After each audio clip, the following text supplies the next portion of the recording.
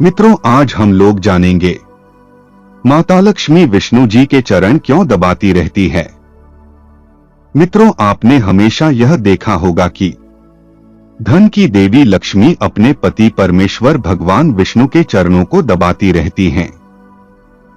यह दृश्य हरि भक्त भगवान की तस्वीरों में देखा करते हैं। अब ऐसे में सवाल ये उठाता है कि माता ऐसा क्यों करती रहती है। मित्रों, शास्त्रों में या तस्वीरों में देखा गया है कि देवी लक्ष्मी भगवान नारायण के चरणों में बैठकर उनके पैर दबाती हैं। इसके पीछे भी एक पौराणिक कथा है जिसका वर्णन हम करने जा रहे हैं। एक बार की बात है, नारद जी ने देवी लक्ष्मी से पूछा कि वो हमेशा विष्णु जी के पैर क्यों दबाती रहती है, जिसके उत्तर में माता लक्ष्मी ने कहा कि चाहे मनुष्य हो या फिर देवी देवता, ग्रहों के प्रभाव से कोई बचा नहीं सकता है। एक ओर जहां महिलाओं के हाथ में देव गुरु बृहस्पति का वास होता है, तो वहीं दूसरी ओर पुरुषों के पैर में दैत्य गुरु शुक्राचार्य का। ऐसे में जब भी कोई महिला पुरुष के चरण दबाती है तो देव और दानव का मिलन होता है तथा इससे धन लाभ का योग बनता है। यही वजह है कि मैं हमेशा श्री हरि के चरण दबाती रहती हूं। पुराणों की माने तो देवी लक्ष्मी को श्री हरि ने अपनी पुरुषार्थ के बल पर ही अपने वश में रखा था, जो हमेशा सभी के कल्याण का भाव रखते हैं। जो माता लक्ष्मी भगवान विष्णु के पास है वो धन तथा संपत्ति है, क्योंकि श्री नारायण संपत्ति का उचित उपयोग जानते हैं। यही कारण है कि देवी लक्ष्मी भगवान विष्णु के चरणों में उनकी अर्धांगिनी बनकर रहती है। मित्रों, इसके साथ ही इससे जुड़ी एक और पौराणिक कथा है। एक अन्य पौराणिक कथा के मुताबिक माता लक्ष्मी की बहन अलक्ष्मी उनसे ईर्ष्या करती थी। ऐसा इसलिए क्योंकि देखने में बिल्कुल भी आकर्षक नहीं थी। उनकी आंखें भड़कीली, बाल फैले हुए और बड़े बड़े दांत। देवी लक्ष्मी जब भी अपने पति यानी भगवान विष्णु जी के साथ होती थी तब अलक्ष्मी हमेशा वहां पहुंच जाती थी।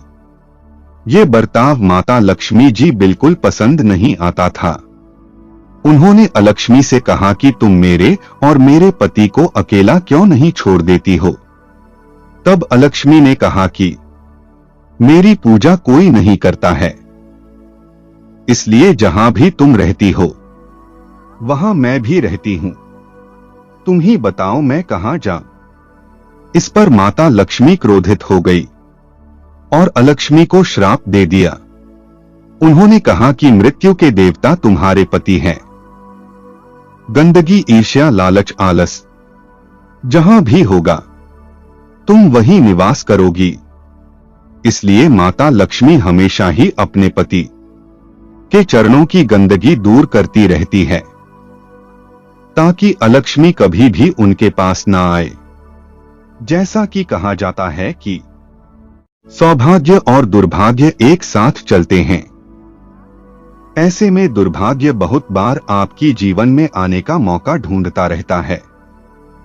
इसी तरह लक्ष्मी जी के भी घर के बाहर बैठकर अलक्ष्मी के जाने की प्रतीक्षा करती है।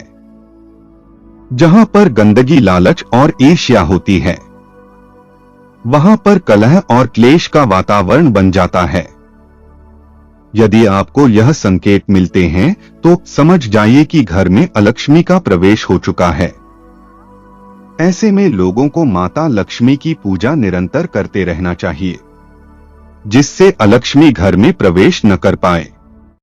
मित्रों, क्यों शेषनाग पर लेटे रहते हैं भगवान विष्णु। आपने प्रभु विष्णु के चित्रों में उन्हें क्षीर सागर में शेषनाग की सैया पर लेटे हुए देखा होगा। उस चित्र में श्री हरि विष्णु भगवान बिल्कुल शांत मुद्रा में आराम से लेटे रहते हैं। श्री हरि को शास्त्रों में जगत का पालनहार कहा गया है। उन्हें जगत पिता के नाम से भी जाना जाता है। दरअसल भगवान विष्णु का यह बेहद शांत स्वरूप लोगों को बुरे समय में संयम और धीरज रखने की और परेशानियों को नियंत्रित करने की प्रेरणा देता है। विष्णु जी, जो पूरी सृष्टि के संचालक हैं, काल रूपी नाग पर निश्चिंत होकर विश्राम करते हैं। ऐसे में वो चिंतन करते हुए नजर आते हैं, मानो संसार में हो रही सारी समस्याओं का समाधान खोज रहे हो। उन तस्वीर में क्षीर सागर को सुख का प्रतीक माना गया है और शेषनाग को काल यानी दुख का प्रतीक माना गया है। ऐसे में भगवान नारायण का यह स्वरूप काल रूपी दुख, मुसीबत और भय से मुक्त होकर हर परिस्थिति में संभावना की स्थिति में रहने की प्रेरित करता है। जिस तरह श्री नारायण पर दुनिया को पालने का जिम्मेदारी है, उसी तरह मनुष्य भी हर समय कर्तव्य और जिम्मेदारियां से जुड़ा होता है। इनमें पारिवारिक, सामाजिक तथा आर्थिक तीनों ही कार्य होते हैं। इन कार्यों का निर्वहन करते हुए उसके जीवन में सारी समस्याएं और परेशानियां भी इंसान को बुरी तरह प्रभावित करते हैं और वह इनके कारण टूट जाता है। ऐसे में उसे श्री हरि प्रतिमा को देखकर प्रेरणा लेनी चाहिए कि किस तरह वो विपरीत हालातों में भी शांत, स्थित, निर्भय तथा निश्चिंत मन से अपने धर्म का पालन करने के बाद वो कभी भी अस्थिर नहीं होते हैं। इसी तरह मनुष्य को भी हर हाल में निश्चिंत रहकर अपना धर्म निभाते रहना चाहिए। अब यह भी जान लीजिए कि नारायण को कहा जाता है श्री हरि।